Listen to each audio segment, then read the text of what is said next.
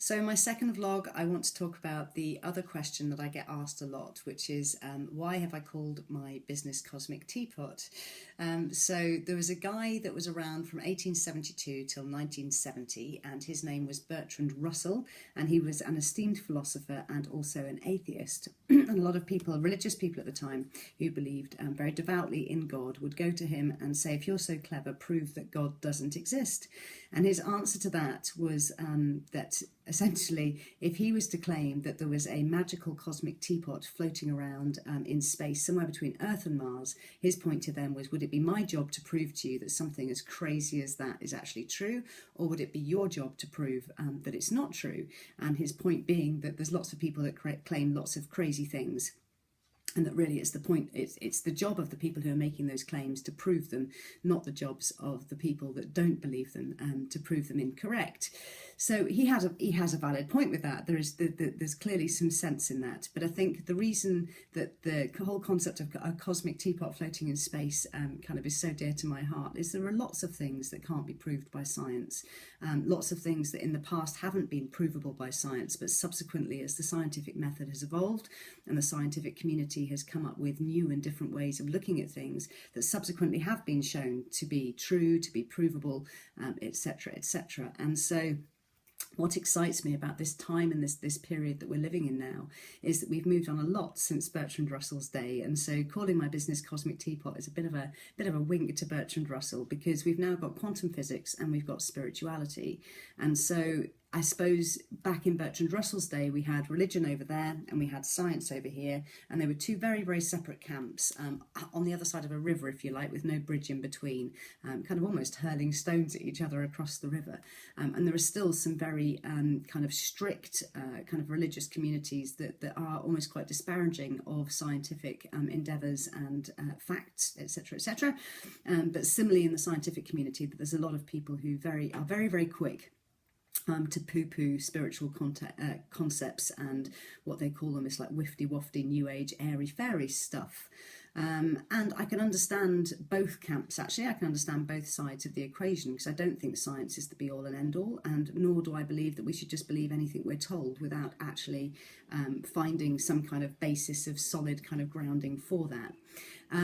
So I think what's exciting for me is we're living in a time when we've got spirituality and we've got quantum physics, and so instead of it being black and white and it being very two-dimensional between religion and science now, we've actually got a scale.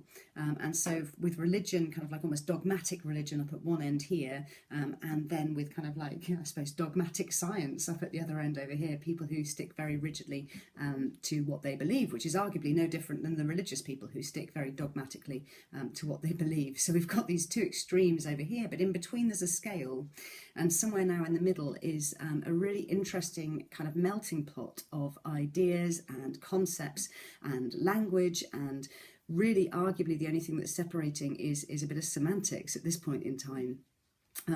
So we're all kind of interested in, so I kind of stand on the spiritual side of the bridge, and I actually have a lot of friends who stand just on the science side of the bridge, but we're starting to talk and we're going, hold on a minute, what you're saying's not actually that different to what I'm saying. We're talking about life force, we're talking about energy, we're talking about vibrational frequencies, we're talking about the fact that atoms don't really exist. They kind of like, they're practically nothing really.